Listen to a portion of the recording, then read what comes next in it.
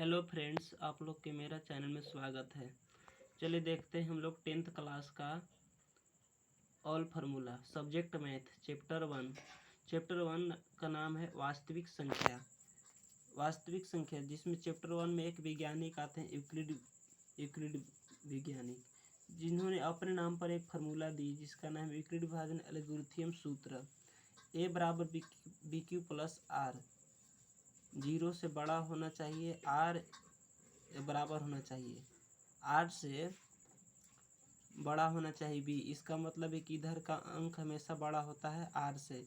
Are जो है real numbers को सूचित करता है, बी जो है जो एचसीएफ को दर्शाता है। इसके माध्यम से इसमें एचसीएफ ज्ञात किया जाता है, या फिर हम लोग कह सकते हैं कि ए बराबर बी क्यू प्लस आर, यही यूक्लिड विभाजन एल्गोरिथम सूत्र यही दर्शाता है। इसी माध्यम से हम लोग निकाल सकते हैं एचसीएफ।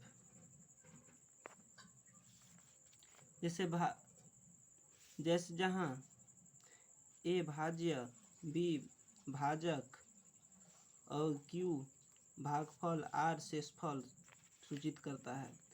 जैसे इसमें बताया गया है, जैसे भाज्य भाजक जो बचता है उसको बोला जाता है शेषफल, और जो इधर बचता है इधर निकालता है उसको बोला जाता है भागफल।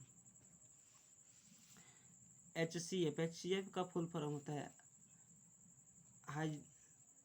हाईएस्ट कॉमन फैक्टर, महत्तम समपरिवर्तक तैर्य।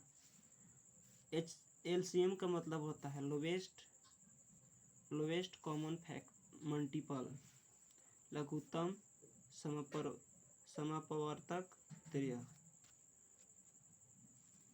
नोट, इसमें एचसीएफ कब होता है थोड़ा सा देख लेते हैं इधर। नोट, ए बराबर बी क्यू प्लस आर में जब आर बराबर 0 हो तो एचसीएफ बी होता है। पॉइंट ए, शांत आवर्ती अशांत आवर्ती कब होता है थोड़ा सा इसमें देख लेते हैं। यदि क्यू का मान क्यू बराबर 2n के पावर n 5 के पावर m के रूप के हो तो, जिसका गुणनखंड तोड़ने पर 5 के रूप का हो तो दशमलव प्रसार शांत आवर्ती होता है। दूसरा पॉइंट, क्यू बराबर 2 के पावर n 5 के पावर m के रूप का नहीं हो तो दशमलव प्रशांत अशांत आवर्ती होता है। चैप्टर 2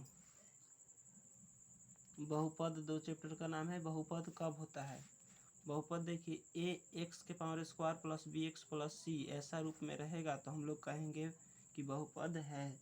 जैसे कोई क्वेश्चन लेते हैं 2x के power square plus 3x plus c, इसको बोला जाता है बहुपद है, ऐसा रूप रहे कोई तो बहुपद थोड़ा सा देख लेते हैं इसका परिचय। किसी बहुपद के शून्यक और गुणांकों में संबंध एक द्विघात बहुपद ए एक्स के power square plus b x plus c के शून्यक अल्फा और बीटा हो तो शून्यक का योग अल्फा प्लस बीटा बराबर माइनस बी बटा ए होता है, जिसमें माइनस बी एक्स का गुणांक होता है और ए जो है एक्स स्क्वायर का गुणांक होता है। शून्यक का गुणनफल अल्फा इंटू बीटा बराबर सी बटा ए। सी जो है अचर पद का काम करता है, अचर पद का गुणांक होता है, और ए जो है तो ये तो ऊपर में भी दिया गया है कि एक्स का गुणांक है, एक्स स्क्वायर का गुणांक। जहाँ जो ये चिन्ह दिख रहा है इसको बोला जाता है अल्फा, इसको बोला जाता है बीटा। इसको से केवल द्विघात बहुपद का शून्य निकाल सकते हैं। चैप्टर नंबर 3 देखते हैं इसमें फार्मूला। चैप्टर नंबर 3 के नाम है, पाठ का नाम है 2 चर वाले रैखिक समीकरण युग्म। पहला विधि एक इसमें जिसमें आता है उसको कहते हैं वज्र गुणन विधि। जैसे वज्र गुणन विधि बनता कैसे देखिए, सबसे पहले b1 b2 c1 c2 a1 a2 b1 b2 लिख लेते हैं। इसके बाद इसमें गुना होता है, इसके बाद माइनस होता है b1 c2, तो x बटा b1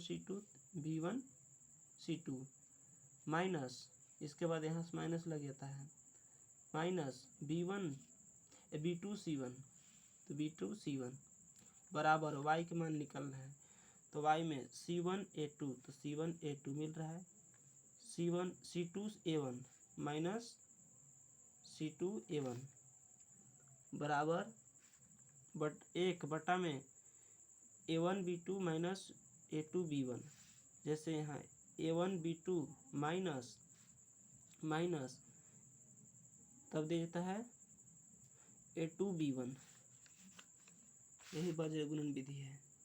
एक विधि और है, ग्राफीय रूप से हल किया जा सकता है, ग्राफीय विधि से दूसरा विधि। जैसे उसमें कुछ पॉइंट जान लेते हैं कि रेखा प्रतिच्छेदी कब होता है। यदि दो रेखा आपस में कटता है तो उसको कहते हैं प्रतिच्छेदी रेखा, और यदि दो रेखा सीधे जाता है एकदम तो उसको बोला जाता है समांतर रेखा। दो रेखा आपस में कभी कटता नहीं है। तीसरा पॉइंट संपाती रेखा। संपाती रेखा का मतलब सीधे सरल रेखा में जाएगा। अब इसमें से देख लेते हैं कब प्रतिच्छेद होता है, कब संपाती रेखा होता है, कब समांतर रेखा होता है, कब हल अनेक रूप से अनेक हल होता है, कब संगत हल होता है, कब असंगत हल होता है, थोड़ा समझिए।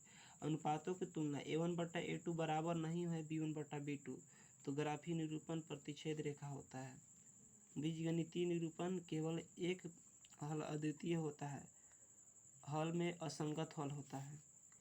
A1/A2 बराबर है B1/B2 बराबर है C1/C2। जब तीनों बराबर है तो रेखा इसका जो बनेगा ग्राफ में संपाती रेखा, और हल इसका जो निकलेगा अपरिमित रूप से अनेक हल के प्रकार के हल हो सकता है। इसको संगत हल कहते हैं।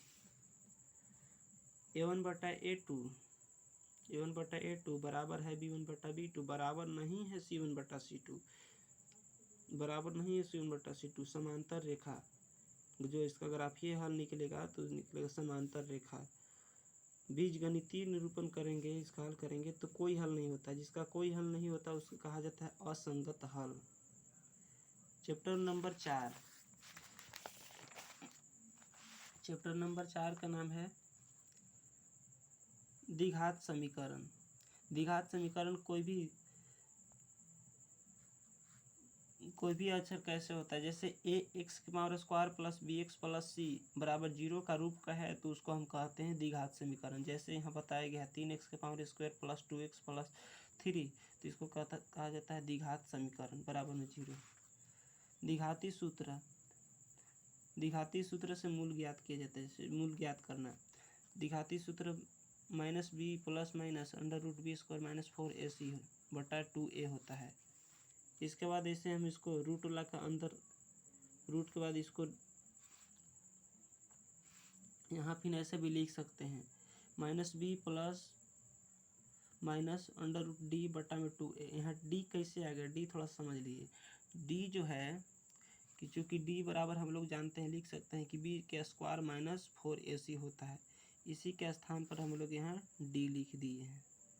या आप कह सकते हैं कि b² माइनस 4ac से छोटा या बराबर होना चाहिए 0, तो कहेंगे कि मूल होता है।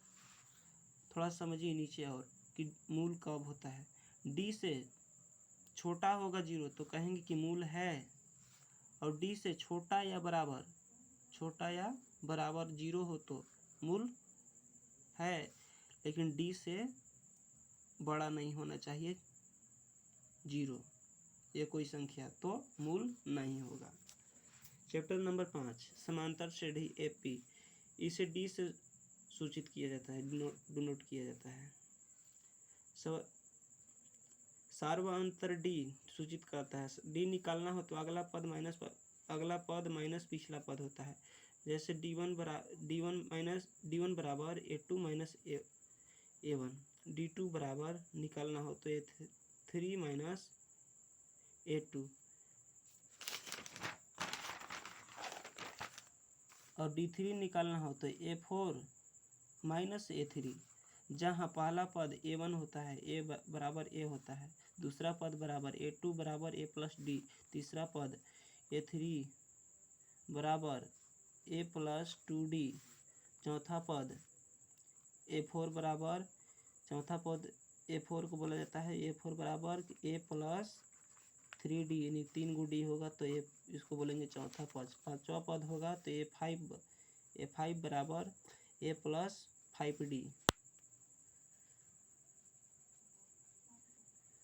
सॉरी A प्लस 4D होगा, यहाँ 5D नहीं होता है, 4D।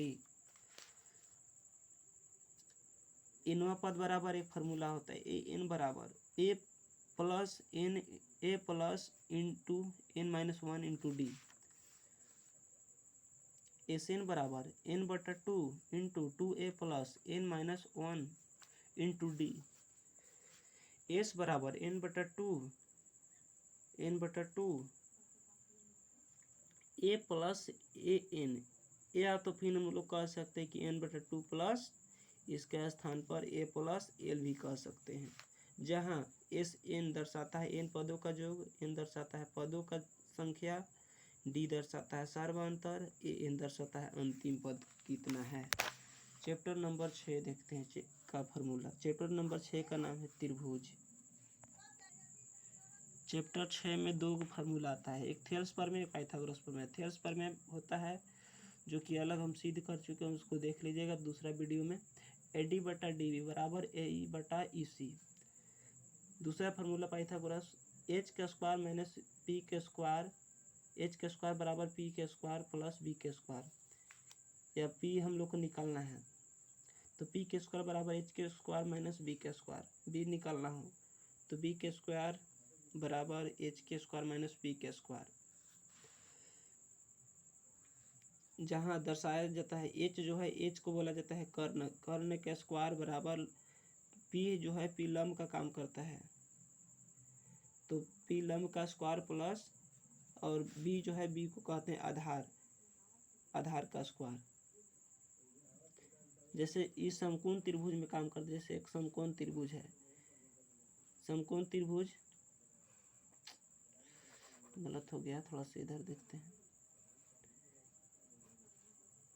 इसी को कहते हैं समकोण त्रिभुज। यहाँ बनेगा 90 डिग्री कोण, भुजा का नाम दे देंगे ABC। इसको कहा जाता है कर्ण, इसको हाइपोटेन्यूस बोला जाता है, इसको बोला जाता है आधार, आधार इसको बेस कहते हैं, बी से सूचित किया जाता है, इसको बोला जाता है परपेंडिकुलर लंब, यानी कि परपेंडिकुलर लंब पी से सूचित करते हैं। इसको देखिए, ये भी इसका मान निकालना है तो इसमें दो भुजा का मान दिया रहता है, तीसरा भुजा का मान निकालना रहता है। तो कर्ण के बराबर के स्क्वायर के बराबर लंब का स्क्वायर प्लस आधार का स्क्वायर होता है। यही यहाँ फार्मूला दिया है कि कर्ण के स्क्वायर बराबर लंब का स्क्वायर प्लस आधार का स्क्वायर होता है। चैप्टर नंबर 7 निर्देशांक ज्यामिति।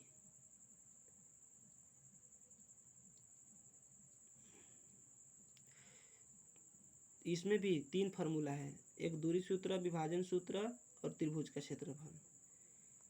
तो दूरी सूत्र देख लेते हैं। दूरी सूत्र बराबर दो बिंदु के बीच दूरी दिया है, 2 पॉइंट इसमें दिया है जैसे कि A और B, तो इसका दूरी निकालना है तो इसमें सूत्र द्वारा ज्ञात करते हैं। A प्लस B बराबर √x2 माइनस x1 के whole square plus into y2 minus y1 के होल स्क्वायर। यह हो गया दूरी सूत्र।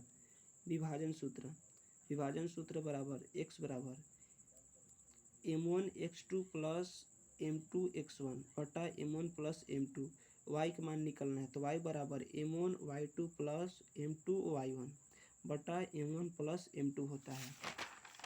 तीसरा फॉर्मूला त्रिभुज का क्षेत्रफल।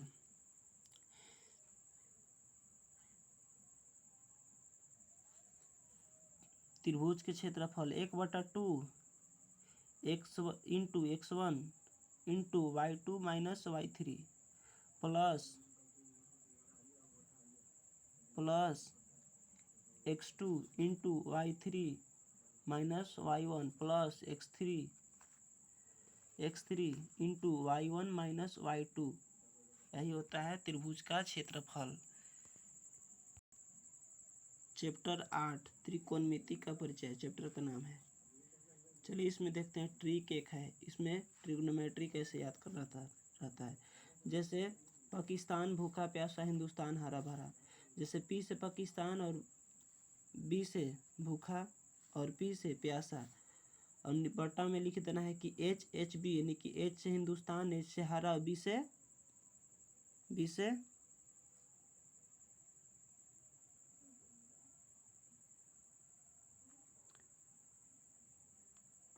से भरा।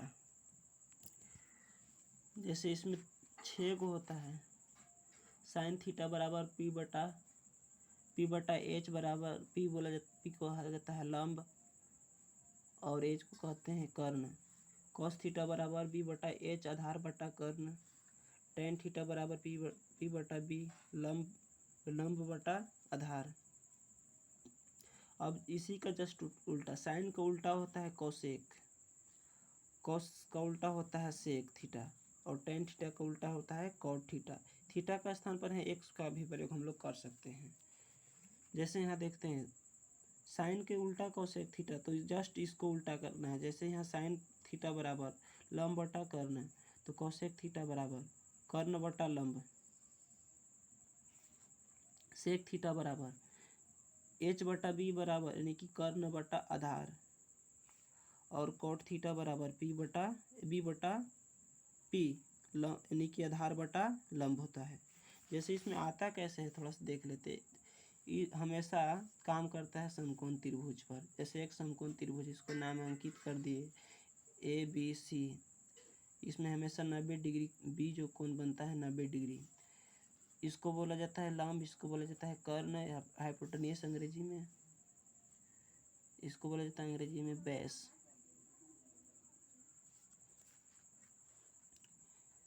जीरो डिग्री से 360 डिग्री तक, जो कि 10th क्लास से मतलब 12 क्लास तक यूज होने वाला जो ट्रिग्नोमेट्री वैल्यू है सबका, 0 डिग्री से 360 डिग्री तक अगला वीडियो में बना है, वह मेरा चैनल में मिल जाएगा। चलिए देखते हैं चैप्टर नंबर 10 और 12। 10 में जो कि केवल वृत्तों से संबंधित रचना है, इसमें कोई फार्मूला नहीं है, इसीलिए 10 और 12 को मिलाकर केवल हम लोग एक फार्मूला बनाए हैं। 11 में भी कोई खास नहीं, उसमें भी रचना है, उसमें कोई फार्मूला नहीं है। तो डायरेक्ट 12 में है कि वृत्तों से संबंधित क्षेत्रफल। वृत्त का क्षेत्रफल बराबर 2 पाई आर स्क्वायर। दूसरा वृत्तखंड का क्षेत्रफल R square into pi theta बटा 360 माइनस 1/2 साइन थीटा होता है। अर्धवृत्त के क्षेत्रफल बराबर 1/2 पाई आर स्क्वायर। चौथा नंबर कोण थीटा वाले त्रिज्यखंड का क्षेत्रफल बराबर थीटा बटा 360 गुने पाई आर स्क्वायर। पांचवा कोण थीटा वाले त्रिज्यखंड के संगत चाप की लंबाई थीटा बटा 360 गुने 2 पाई आर। छठा वृत्त की परिधि 2 पाई आर होता है। सातवां आर त्रिज्या वाले वृत्त का क्षेत्रफल बराबर पाई आर स्क्वायर।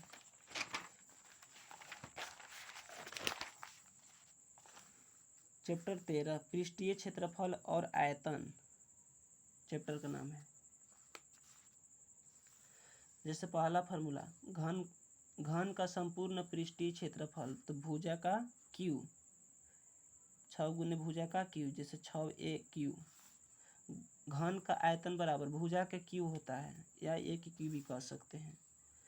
तीसरा घनाभ का संपूर्ण पृष्ठीय क्षेत्रफल 2 into LB plus BH plus HL होता है। घनाभ का आयतन L गुने B गुने H। पांचवा बेलन का वक्र पृष्ठीय क्षेत्रफल 2 पाई आर एच। छठा बेलन का कुल पृष्ठीय क्षेत्रफल बराबर 2 pi r into r plus h. बेलन का आयतन बराबर पाई आर स्क्वायर एच। आठवां नंबर शंकु का वक्र पृष्ठीय क्षेत्रफल पाई आर एल।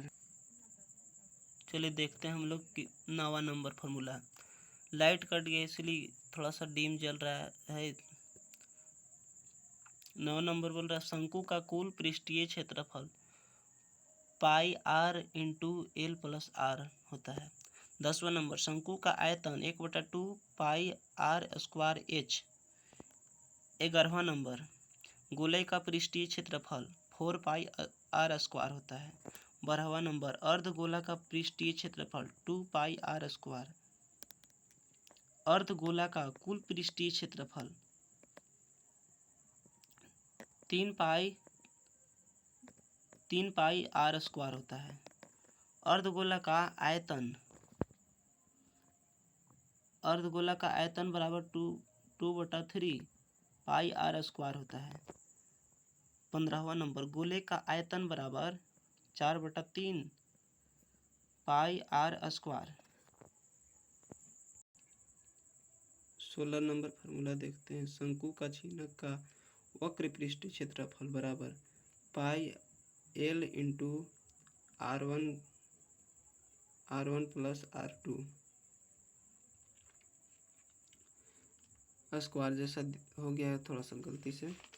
17वां नंबर शंकु का छीनक का संपूर्ण पृष्ठीय क्षेत्रफल बराबर pi L R1 plus R2 into plus pi into R1 के स्क्वायर प्लस R2 के स्क्वायर। 18वां नंबर शंकु का छीनक का आयतन बराबर इंटू 1/3 पाई एच इंटू R1 के स्क्वायर प्लस R2 के स्क्वायर इंटू प्लस R1 गुने R2 होता है। चैप्टर नंबर 14 का नाम है संख्याकी। इसमें माध्य का बहुलक 3 फार्मूला आता है। माध्य इसमें 3 विधि से फार्मूला निकलता है। पहला विधि प्रत्यक्ष विधि x बार ब्रैकेट बराबर sigma f i into x i बटा सिग्मा एफ आई। दूसरा नंबर कल्पित माध्य विधि सिग्मा बार ब्रैकेट बराबर a plus sigma f i into d i बटा सिग्मा एफ आई। तीसरा नंबर पग विचरण विधि एक्स बार ब्रैकेट बराबर a plus into sigma f i into a i बटा सिग्मा एफ आई इंटू गुने एच। माध्य बराबर एक्स बार ब्रैकेट बराबर sigma f i into x i बटा सिग्मा एफ आई होता है। बहुलक निकालना हो तो एल बहुलक बराबर L plus into F1 minus F0 होता है बटा में 2F1 minus F0 minus 2F2 minus F2 into h गुना में। माध्यक बराबर माध्यक निकालना होता है l plus into n/2 minus CF बटा F इंटू गुना में एच होबे करता है। चैप्टर 15 इसका नाम है प्रायिकता। प्रायिकता बराबर PE बराबर E बटा S यानी कि E अनुकूल परिणाम बटा कुल परिणाम होता है। 10th क्लास का 1 से लेकर 15 तक और फार्मूला बता दिए हैं। अब और फार्मूला ख़त्म हो गया। इसमें कोई भी दिक्कत हो समझ में नहीं आएगा तो कमेंट में लिख कर सेंड कर देना।